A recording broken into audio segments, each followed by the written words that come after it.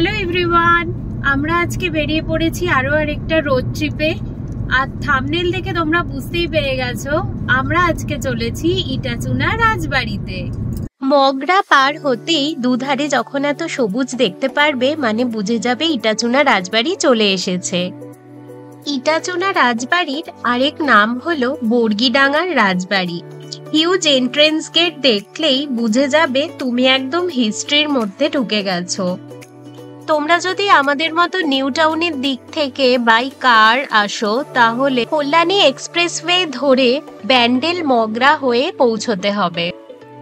R by train আসলে হাওড়া থেকে যে কোনো মেইন লাইনের ট্রেন বা মেমরি পান্ডুয়া লোকাল ধরে নামতে হবে খান্নান স্টেশনে।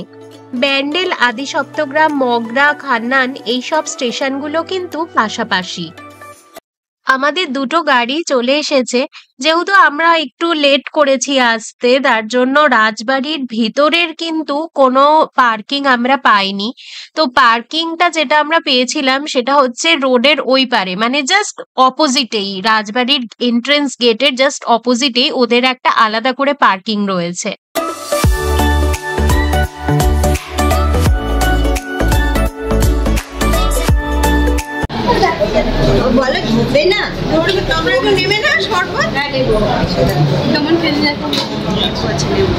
কি দিয়েছে শরবতটা? ঢুকেই দেখলাম ওরা ওয়েলকাম ড্রিঙ্ক হিসাবে আমাদেরকে খুব সুন্দরভাবে হোমমেড শরবত সার্ভ করছিল।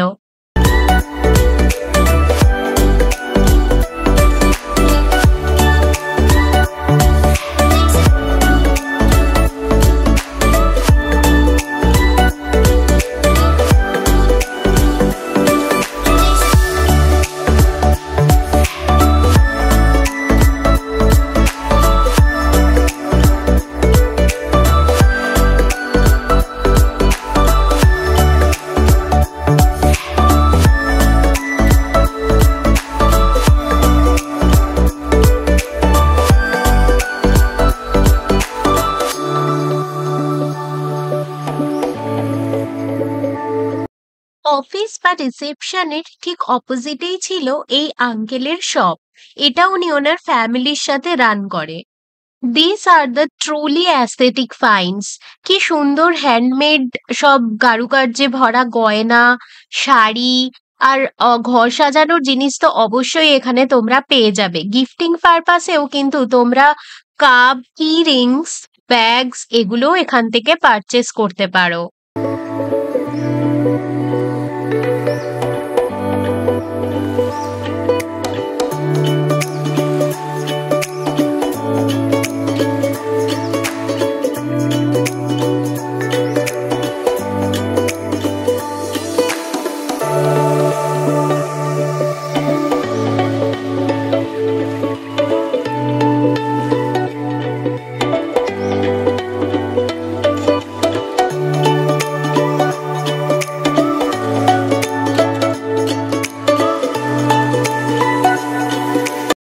চলে এলাম অফিসে।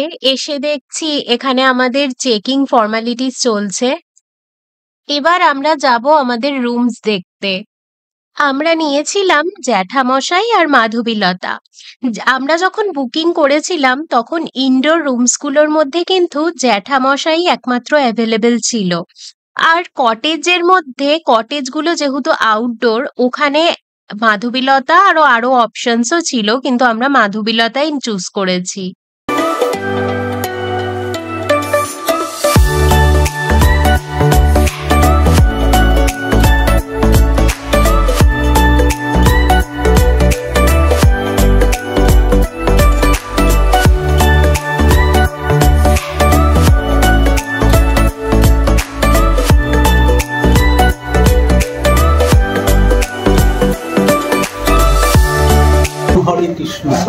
তুমি কি ভূতদের ভয়ে আগে হরে কৃষ্ণ নাম জপে নিচ্ছ? সেদিন আমরা এতটাই চিল মুডে ছিলাম যে তোমরা আমাদের রুমের ভিতরের কনভারসেশন শুনলে বুঝতেই পারবে ঠিক কতটা হাসি ঠাট্টা মজা ইয়ার্কি করতে আমরা ভালোবাসি প্রত্যেকে। সত্যি ঘুরতে গিয়ে হই হই না করলে ঘোরার মজাটাই মাটি। জ্যাঠামশাইয়ের ঘরটা একটু ছোট মনে হয়, খালি টিভিতে নিউজ দেখতে তাই একা ছোট। আচ্ছা, এই টিভিটাও কি তখনকার জ্যাঠামশাই দেখতো নাকি?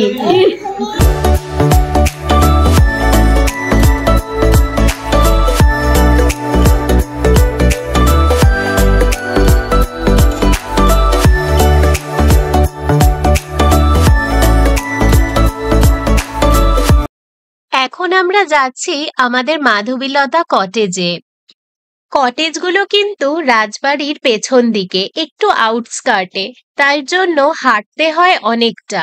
তোমরা যদি প্ল্যান করো, চেষ্টা করবে বেশ অনেক আগেই রুমগুলো বুক করে নেওয়ার।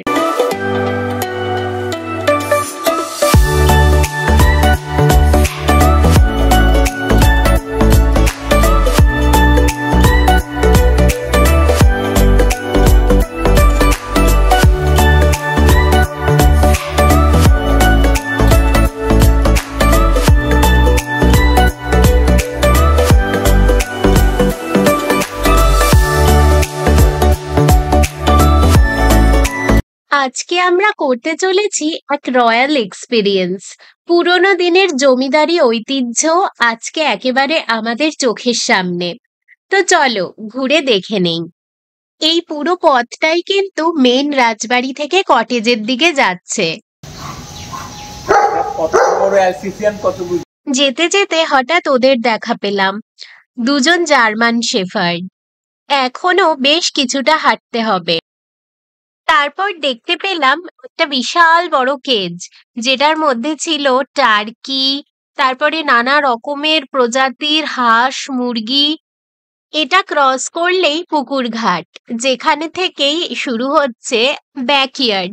এই রাস্তাটা সোজা চলে যাচ্ছে কটেজগুলোর দিকে। এখানকার অ্যাম্বিয়েন্সটা এত সুন্দর, মানে তুমি যদি একটা গ্রাম্য পরিবেশ উপভোগ করতে চাও, তার জন্য কিন্তু পারফেক্ট।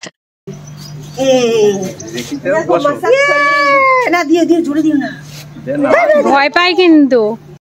আমাদের কটেজ মাধবীলতার ঠিক পাশেই ছিল এই ছোট্ট একটা দোলনা। মাও আনভিকে নিয়ে বসে পড়েছে।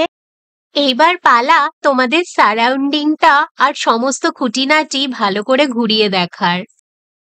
দোলনার ঠিক সামনেই এই দেখো, এই গাছটার নিচে কি সুন্দর বেদি করা। অনেক বড় গ্রুপ আসলে তারা কিন্তু এখানে বসে একটা জমিয়ে আড্ডা দিতে পারবে।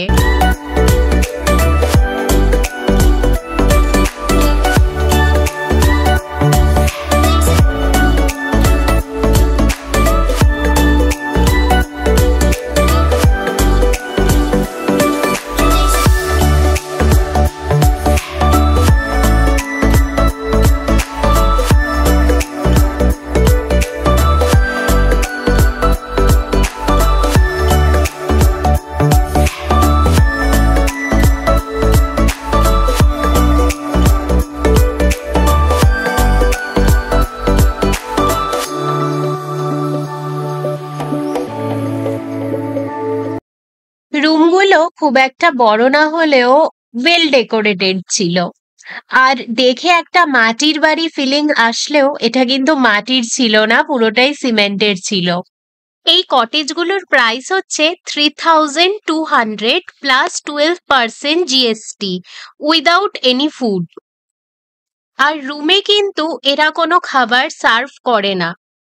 এই প্রপার্টিতে আমি যতগুলো রুম দেখেছি, তার মধ্যে আমার সব থেকে পার্সোনালি ফেভারিট হচ্ছে অন্দরমহলের রুমগুলো, মানে ওই বড় বউ, ছোট বউ, এদের রুমগুলো। মাঠ কটেজে থাকা আর রাজবাড়ির ভিতরে যে কোনো ইনডোর রুমে থাকার এক্সপিরিয়েন্স কিন্তু দুটোর সম্পূর্ণ আলাদা, দুটোই ভীষণ ইউনিক। আমরা অনলাইন ওয়েবসাইট থেকে এদের নাম্বার নিয়ে এদের সঙ্গে আগে কন্ট্যাক্ট করে নিয়েছিলাম। তারপর এদের থেকে সমস্ত ডিটেলস নিয়ে আমরা কিন্তু বুকিং ফর্মালিটিস কমপ্লিট করেছিলাম। বুকিং কনফার্মেশন তোমরা মেলের মাধ্যমে পাবে, আর এদের কন্ট্যাক্ট ডিটেলস আমি ডেসক্রিপশনে অ্যাড করে দেব।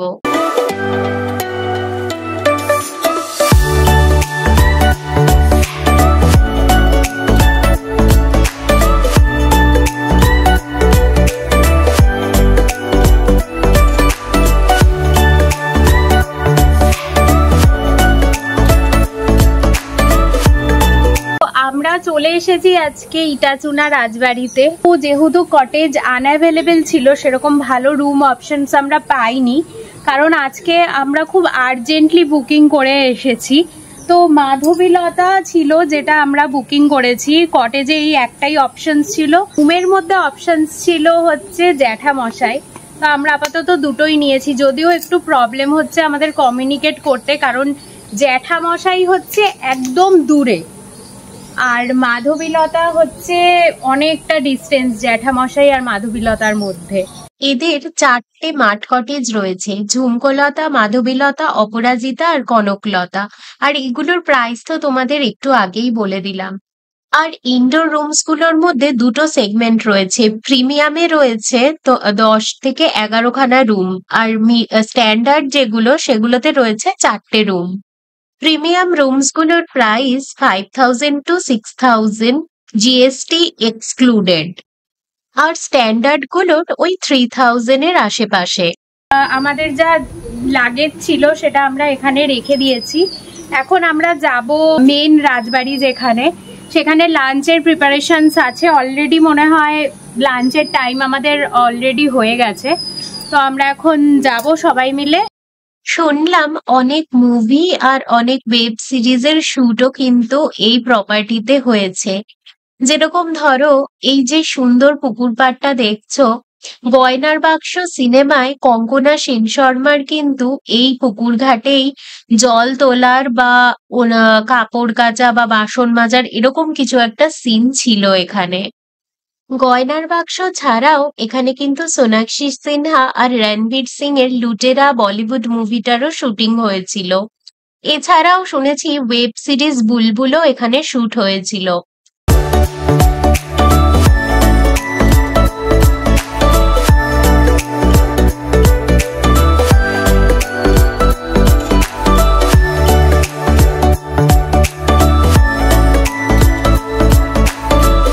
চলে এসেছি খাবার ঘরে। এসেই দেখলাম প্রতিটি রুমের জন্য আলাদা আলাদা টেবিল ওরা আগে থেকেই বুক করে রেখেছে।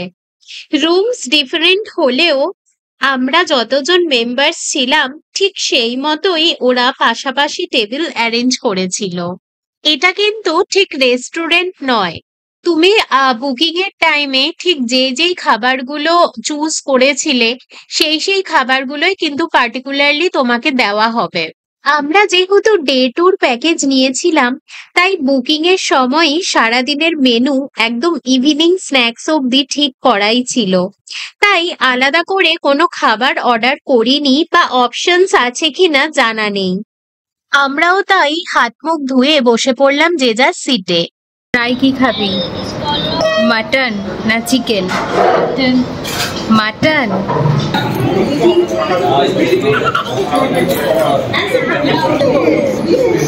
হাতে লাগবে না, আস্তে আস্তে আস্তে আস্তে। হ্যাঁ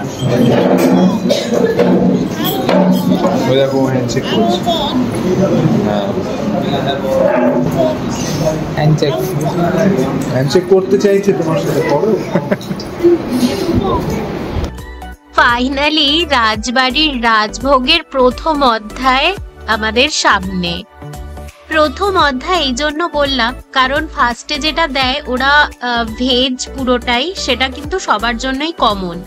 আর মেনুতে ছিল রাইস, ঘি, লুচি, একটা সবজি বাটা, মিষ্টি কুমড়োর তরকারি, ঝুরি আলু ভাজা, ছোলার ডাল, আলু পোস্ত, চাটনি আর দই। ননভেজ আইটেমস গুলো কিন্তু তোমরা নিজেদের মতো করে কাস্টমাইজ করতে পারো। বুকিং এর সময়ই আমরা কনফার্ম করে দিয়েছিলাম ভেটকি পাতুরি আর মাটন। খাবারের টেস্টও কিন্তু যথেষ্ট ভালো ছিল।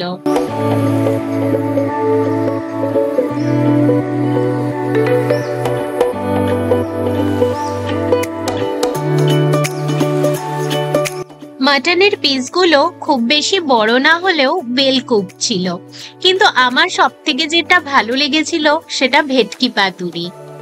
আর এদিকে লুচি আর মাটনের কম্বিনেশনের কাছে বাকি সবকিছুই যেন ফিকে। খুব ভালো হলো, খাওয়া দাওয়া খুব ভালো ছিল। একটা ঐতিহ্যশালী একটা রাজবাড়ি, ইটাচুনা রাজবাড়ি, আজকে প্রথম দেখলাম। আজকে প্রথম দেখলাম। মোটামুটি বড় রাজা না, তাহলেও প্রাসাদ আগেকার দিনের। লাঞ্চ করেই বাপি, আমি আর রাই মিলে আরো কিছু নিজেরা এক্সপ্লোর করতে বেরিয়ে গেছিলাম। আর ওইদিকে ওই যে সোজা দরজাটা দেখছো, ওটাই কিন্তু ওই জার্মান শেফার্ড দুটোর ঘর।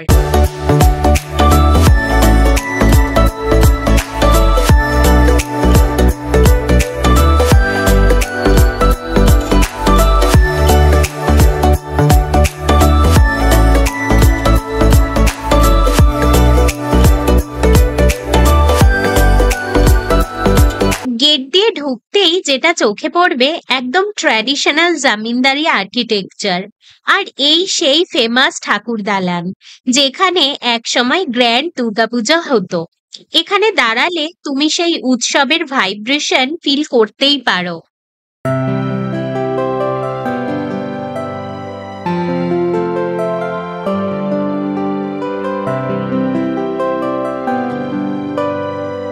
তারপর মাঠ কটেজের সামনে এসে দেখলাম মা অলরেডি একটা গাছ এক্সপ্লোর করে নিয়েছিল, যেটার মধ্যে ফল ঝুলছিল। মা বলছিল এটা নাকি দেশি আমড়া গাছ।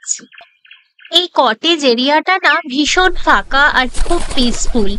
আশেপাশে তুমি লোক সেরকম পাবে না বললেই চলে। ঠিক সেই জন্যেই তুমি নেচারের আসল টেস্টটা পাবে এখানে।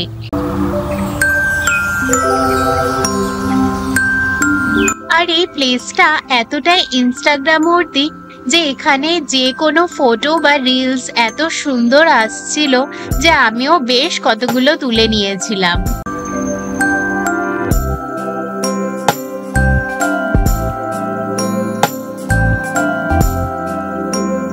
তারপর বেশ কিছুক্ষণ রেস্ট নিয়ে আমরা চলে এসেছিলাম আমাদের গাইড ট্যুরে। এটা ছিল 4টে বা 5টা থেকে বিকেলে। তো এখানে গাইড আমাদেরকে সমস্ত কিছু বোঝাচ্ছিল এই রাজবাড়ির সম্পর্কে, এদের ফ্যামিলি সম্পর্কে, এক্সেট্রা এক্সেট্রা। কেমন লাগছে বর্গির গল্প শুনে? এবার পালা অন্দরমহলে প্রবেশের। অন্দরমহলের প্রত্যেকটা রুমই কিন্তু মহিলাদের নামে রাখা, আর এই সবকটা রুমই কিন্তু প্রিমিয়াম ক্যাটাগরিতে পড়ে।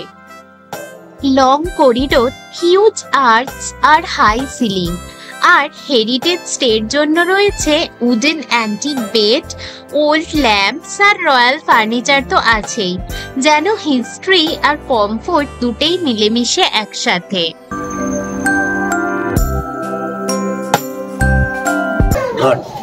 আমি চলে এলাম, বাইর মহল ছেড়ে দিয়েছি, দেবত্ব মহল ছেড়ে দিয়েছি, চলে এলাম অন্দরমহলে। অন্দরমহল খুব ভাইটাল জায়গা, মহিলাদের ব্যাপার। সেই জন্যে রুমের নামকরণ সব মহিলাদের, এখানে বেটা ছেলের কোনো নাম নেই। আর এই অন্দরমহলেই কিন্তু ম্যাক্সিমাম মুভির শুটিং গুলো হয়। তারপর আমরা গাইডের নির্দেশে আরো কিছুটা এগিয়ে গেলাম। এই যে এটা দেখছো, এই জায়গাটাতেই কিন্তু আমরা সন্ধ্যের স্ন্যাক্স বা জল খাবার খাবো। ঠিক সন্ধে আরতির পরই এখানে চা জল খাবার দেওয়া হয়।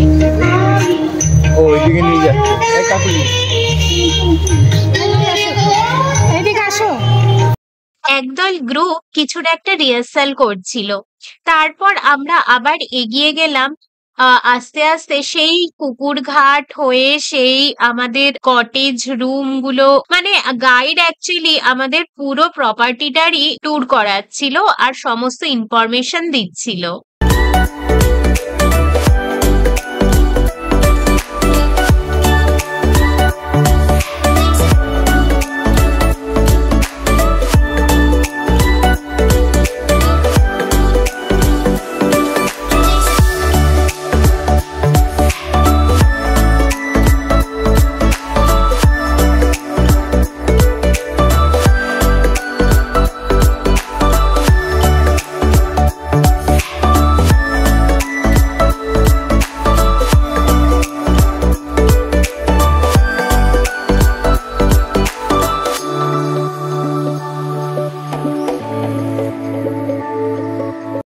সন্ধে প্রায় হয়ে এসেছে, ওদিকে আকাশ ভেঙে বৃষ্টি আসছে। তাই জন্য আমরা দেরি না করে সোজা চলে যাচ্ছিলাম ছাদের দিকে, কিন্তু আনফরচুনেটলি ছাদের দিকে যেতে যেতেই বৃষ্টি এসে যাওয়ায় আমরা আর ছাদে যেতে পারিনি। তারপর আমরা চলে গেছিলাম অন্দরমহলের দোতলায়। ঠিক এই জায়গাটা দেখে তোমাদের লুটেরা আর কিছু সিনের কথা মনে পড়ছে না? এক্স্যাক্টলি, আমারও কিন্তু সেম মনে হয়েছিল। সো ইটাচুনা রাজবাড়ি কিন্তু শুধুমাত্র একটা হেরিটেজ স্পট নয়, এটা ছিল আমাদের জন্য একটা টাইমলেস জার্নি। এই দেখো সেই আগেকার দিনের গ্যাসের লাইট। এবার আমরা চলে এলাম জমিদারদের এন্টারটেইনমেন্ট জগতে। হ্যাঁ, ঠিকই ধরেছ, এটাই সেই নাচঘর।